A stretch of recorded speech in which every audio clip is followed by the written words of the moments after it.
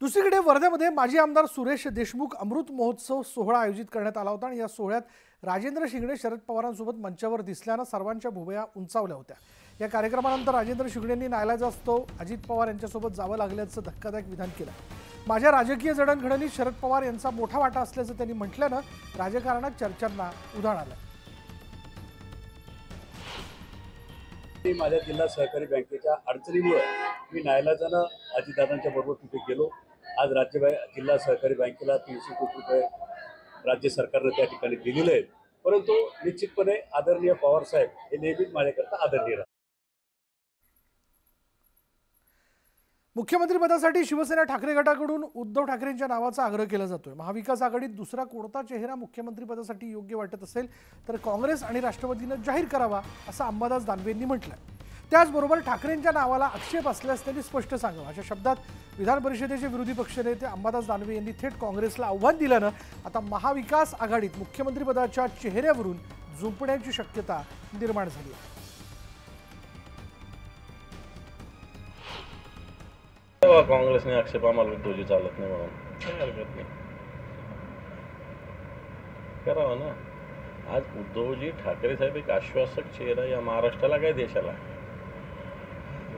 उद्धवजी ठाकरेंच्या मागे जे जनमत आहे, उद्धवजींच्या सभा बघा, काँग्रेसलाही सगळ्या ठिकाणी उद्धवजींना बोलवावं लागलं, इथं सोलापूरलाही बोलवावं लागलं काँग्रेसला। ही उद्धवजींची शक्ती आहे, उद्धवजींची ताकद आहे। म्हणजे ही उद्धवजींची ताकद आहे असं मी म्हणणार नाही, पण जनतेचं त्यांच्या मागे जी एक मोठ्या प्रमाणात एक जनमत त्यांच्या मागे मावतो। आज उद्धवजींचा प्रभावी नेता या महाराष्ट्रात महाविकास आघाडीकडे नाही, महाविकास आघाडी काय युतीकडे पण नाही। आता कोणामध्ये हिंमत असेल आपला चेहरा समोर आणण्याची तर त्याने आणावी, आम्ही पाठिंबा देऊ। उद्धवजींनी स्पष्ट भूमिका घेतलेली आहे। जर राष्ट्रवादी काँग्रेसकडे किंवा काँग्रेस पक्षाकडे एक चेहरा असेल तर त्यांनी ठरवावं आणि स्वतःच जाहीर करावं, आम्हाला विचारण्याची गरज नाही। उद्धव साहेब त्याला पाठिंबा देतील। महाविकास आघाडी ठरवेल, महाविकास आघाडीचाच मुख्यमंत्री होणार, यामध्ये कोणी आता काही लपून राहिलेलं नाही। राज्य सरकारच्या लाडकी बहीण योजनेची सध्या जोरदार चर्चा आणि या योजनेच्या माध्यमातून पात्र महिलांना प्रति महिना 1,500 रुपये दिले जाणार आहेत। या योजनेअंतर्गत अनेक महिलांच्या खात्यात जुलै आणि ऑगस्ट महिन्याचे 3,000 रुपये जमा झालेत। मुख्यमंत्री माझी लाडकी बहीण योजनेच्या शुभारंभाच्या कार्यक्रमासाठी महिलांना निमंत्रण देण्यात आलं होतं। बचत गटाच्या माध्यमातून हा मेसेज पात्र महिलांपर्यंत पोहोचवण्यात आला। मात्र या मेसेजमध्ये कार्यक्रमाला उपस्थित न राहिल्यास अर्ज रद्द करण्यात येईल असं नमूद करण्यात आलं। याच मेसेजचा फोटो सुळे यांनी सोशल मीडियावरती पोस्ट शेअर करत सत्ताधाऱ्यांवर निशाणा साधला। धमकी देणारे स्वतःला भाऊ बनवतात, हिम्मत असेलच तर कार्यक्रमाला न जाणाऱ्या एका तरी बहिणीचा फॉर्म रद्द करून दाखवा असं आव्हानच सुप्रिया सुळेंनी दिलं।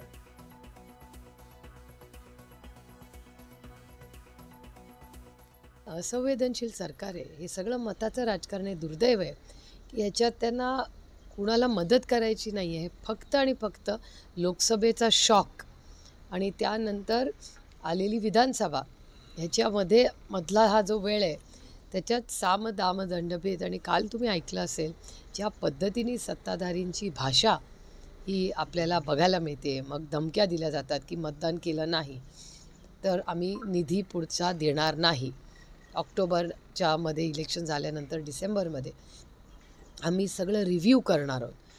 आता हा अधिकार कोणी त्यांना दिला, म्हणजे हे दुर्दैव आहे। जाणीवपूर्वक आता सुप्रियाताईंना तर सकाळ दुपार संध्याकाळ फक्त हाच विषय दिसतोय, लाडकी बहीण माझी लाडकी बहीण। कारण आता त्यांच्या सगळ्यांच्या आता त्यांना दास्ती भरलेली आहे, त्यांच्या पोटामध्ये आता गोळा आलेला आहे, पोट दुखायला लागलेलं आहे आणि त्यांना माहीत आहे की आता सगळ्या बहिणी आमच्या पाठीच्या ठिकाणी खंबीरपणे उभ्या राहतील।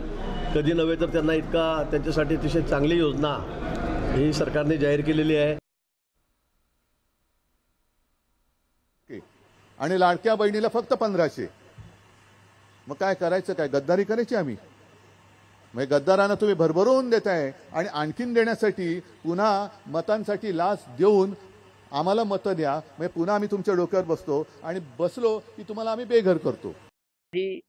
अशा अनेक योजना यापूर्वी आलेल्या आहेत आणि 1,500 रुपये का खिशातले देत नाहीत फडणवीस, अजित पवार आणि मिंधे। लोकांच्या करातलाच पैसा आहे ना. या योजनेचा लाभ घेतला पाहिजे महिलांनी. आमचं सरकार आहे तेव्हा 1500चे आम्ही 3000 करू, आमचा शब्द आहे.